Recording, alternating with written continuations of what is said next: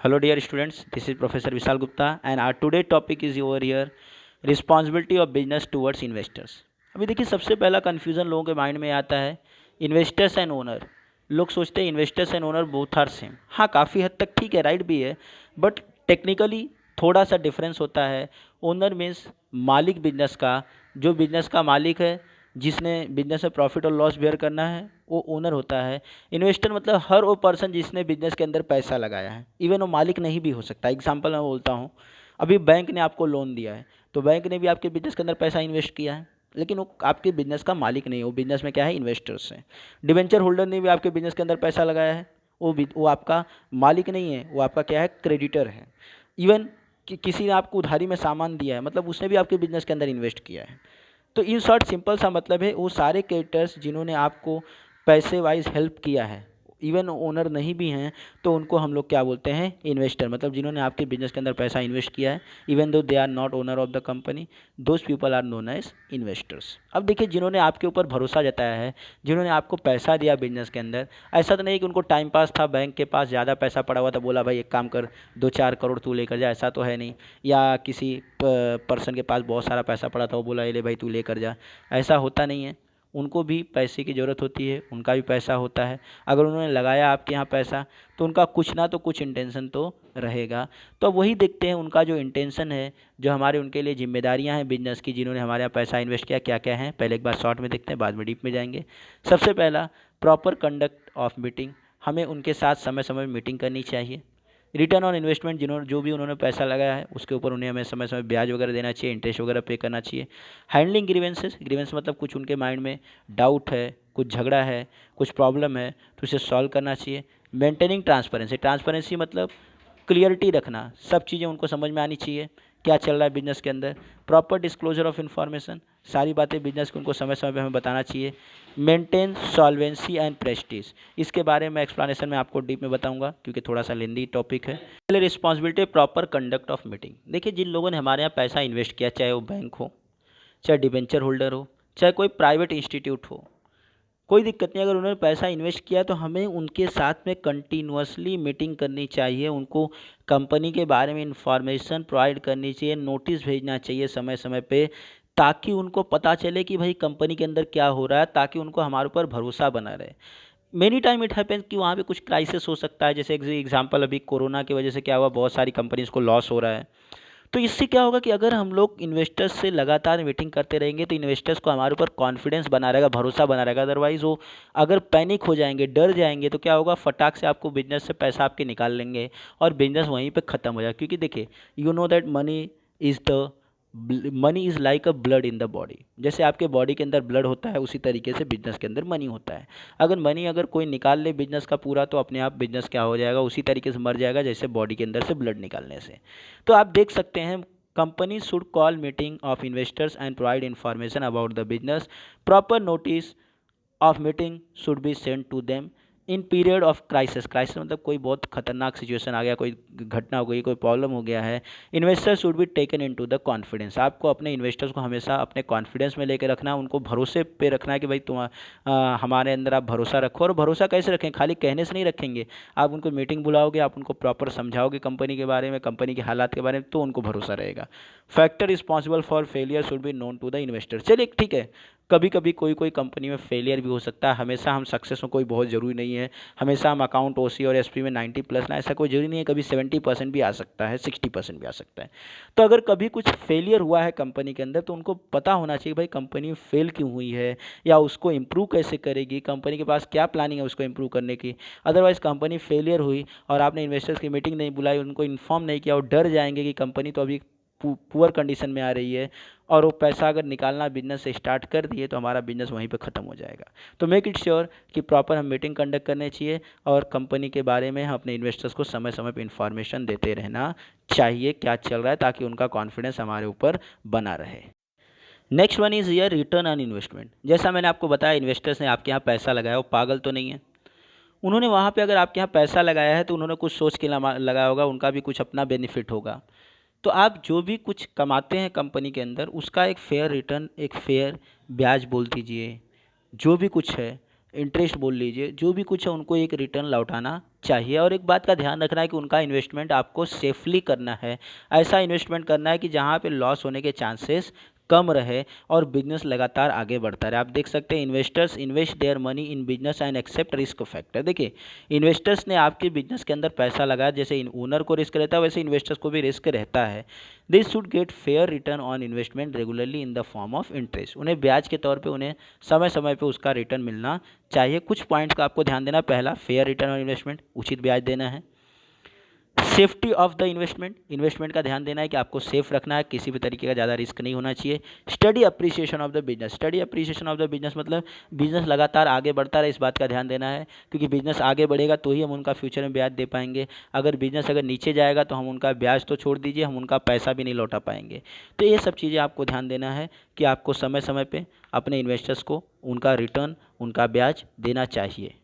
Handling grievances, सबसे पहले आप ग्रीवेंसेस का मतलब समझ लीजिए। ग्रीवेंस का मतलब तब ग्रीवेंस जनरेट होता है जब पार्टीज के बीच में डिसएग्रीमेंट होता है। डिसएग्रीमेंट इन द सेंस कोई कन्फ्यूज़न है, कोई डाउट है, इन शॉर्ट आपके एकदम सिंपल लोकल भाषा में बात किया जाए तो झगड़ा।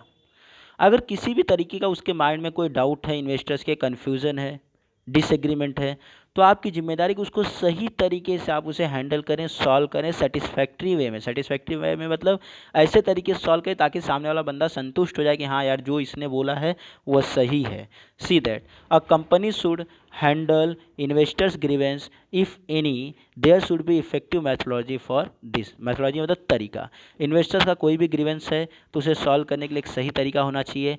ऑल क्वेरीज, क्वेरीज मतलब doubts, confusion, all queries regarding any other issues must be answered in satisfactory way. अगर कोई भी कन्फ्यूज़न है, कोई भी डाउट है तो उसको सेटिस्फैक्ट्री वे मतलब सही तरीके से सॉल्व करना चाहिए ताकि उसके माइंड में कोई भी कन्फ्यूजन ना रहे और वो पूरी तरह से संतुष्ट है, पूरी तरह से सेटिस्फाइड रहे। तो इसमें सिंपल सा मतलब है, अगर किसी कोई कन्फ्यूज़न है, कोई डाउट है तो उसे सही तरीके से सॉल्व करके देना चाहिए ताकि इन्वेस्टर्स आपसे सेटिस्फाइड रहे।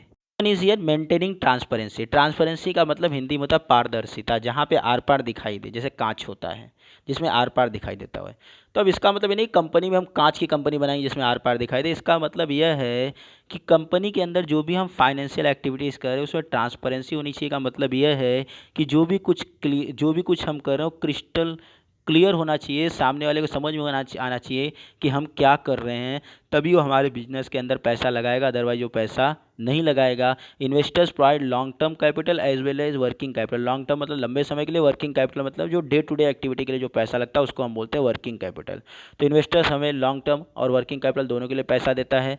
तो हमें ये बात का ध्यान रखना है कि वहाँ पे हाई डिग्री ऑफ ट्रांसपेरेंसी होनी चाहिए, मतलब एकदम बातें एकदम क्लियर होनी चाहिए, जो सब एकदम क्लियर कट इन्वेस्टर को समझ में आए कि भाई उसका पैसा कहाँ यूज़ हो रहा है, जिसके वजह से कि उसके मन में कोई भी डाउट, कोई भी कन्फ्यूज़न नहीं होगा। और जब कोई भी कन्फ्यूजन उसके माइंड में नहीं रहेगा तो हमें पैसा देने में वो बिल्कुल भी नहीं हिचकिचाएगा और उसकी वजह से हमारा बिजनेस अच्छी तरह से चलेगा। अगर माइंड में कोई कन्फ्यूजन रहेगा तो कभी हमारे यहाँ पैसा नहीं लगाएगा और इसकी वजह से हमारे यहाँ पैसे का प्रॉब्लम हो जाएगा, और जब पैसे का प्रॉब्लम होगा तो हमारा बिजनेस नहीं चलेगा।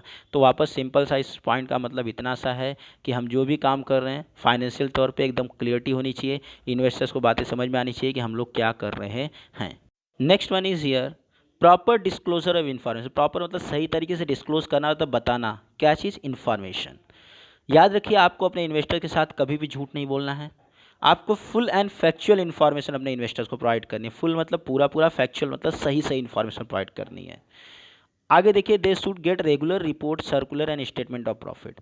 हमें उन्हें लगातार रिपोर्ट देनी चाहिए, सर्कुलर, प्रॉफिट का जो भी स्टेटमेंट है सब देना चाहिए, ताकि वो लोग डिसीजन ले पाएँ कि उन्हें फ्यूचर में हमारी कंपनी में इन्वेस्ट करना है या नहीं। देखो, झूठ बोल के किसी से इन्वेस्ट नहीं करवाना है। इन्वेस्टर्स हमारे रिपोर्ट के हिसाब से डिसाइड करेगा कि उसे हमारी कंपनी में इन्वेस्ट करना है या नहीं इन्वेस्ट करना है। और याद रखिए, हमें एक बात का वापस ध्यान देना है कि हमें उनके इन्वेस्टमेंट को सेफ रखना है। The financial performance of company must provided correctly so that prospective investors can take right decision to invest in the future. आप सही इन्फॉर्मेशन प्रोवाइड करेंगे तो ही हमारे इन्वेस्टर्स जो हैं वो हमारे अंदर इन्वेस्ट करना नहीं करना है वो प्रॉपरली डिसीजन ले पाएंगे।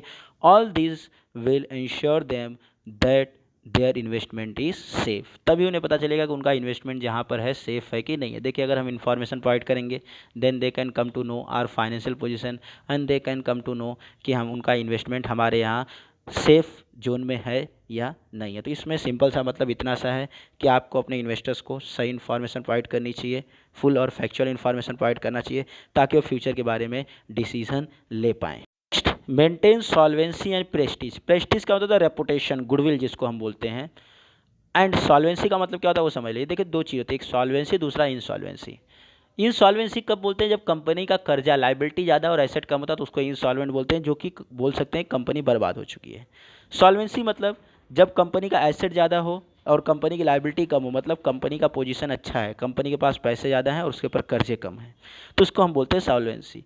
तो हमेशा अपने एक बिजनेस को हमें ट्राई करना है कि उसके अंदर क्या रहना चाहिए, सॉल्वेंसी रहनी चाहिए, मतलब वहाँ पे एसेट ज़्यादा हो और लाइबिलिटी कम रहे, तो ही हमारे इन्वेस्टर्स को अच्छा रिटर्न मिल सकता है और उनका फ्यूचर सिक्योर रह सकता है। आप देख सकते हैं business should maintain sound financial position, अच्छा फाइनेंशियल पोजीशन होना चाहिए। साउंड मतलब अच्छा है यहाँ पे, साउंड मतलब वो स्पीकर डीजे वाला स्पीकर नहीं है। सॉल्वेंसी मतलब एसेट ज़्यादा होना चाहिए, लाइबिलिटी कम होनी चाहिए।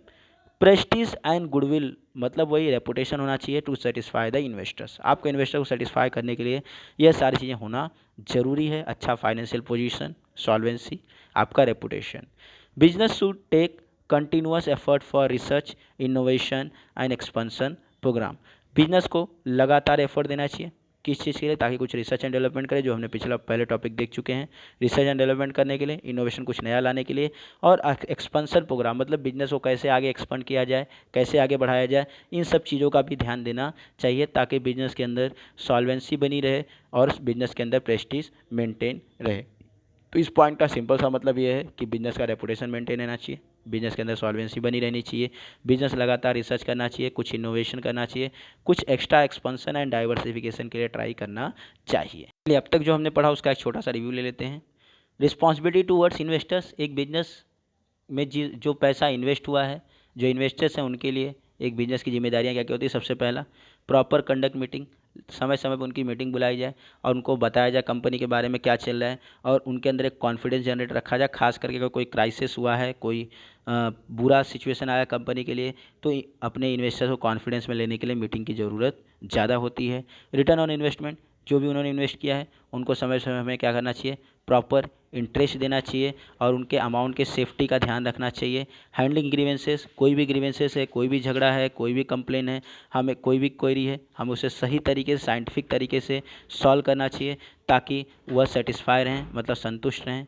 मेंटेनिंग ट्रांसपेरेंसी, बिजनेस के अंदर ट्रांसपेरेंसी मेंटेन होनी चाहिए, फाइनेंशियल ट्रांसपेरेंसी खास करके, कंपनी के अंदर क्या हो रहा है, कहाँ पैसा इन्वेस्ट है, कितना रिस्क है, सब अब हमारे इन्वेस्टर को समझना चाहिए, ऐसा क्लियरिटी हमें रखनी चाहिए। प्रॉपर डिस्क्लोजर ऑफ इन्फॉर्मेशन, समय समय पे प्रॉपर नोटिस, सर्कुलर वगैरह हमें भेजना चाहिए। फाइनेंशियल रिपोर्ट अपने इन्वेस्टर्स को भेजना चाहिए ताकि उनको हमारे बिजनेस के ऊपर भरोसा बना रहे। Next, maintaining solvency and Prestige. Solvency मतलब जब एसेट ज़्यादा और लायबिलिटी कम होता है तो उसको हम बोलते हैं सॉल्वेंसी। तो हमें सॉल्वेंसी मेंटेन रखनी चाहिए, प्रेस्टीज मतलब एक गुडविल मेंटेन रखना चाहिए अपने बिजनेस का, प्लस उसके साथ साथ हो सके तो एक्सपेंशन एंड डाइवर्सिफिकेशन भी हमें बिजनेस का अपने करना चाहिए। Thank you very much to all of you for watching the video.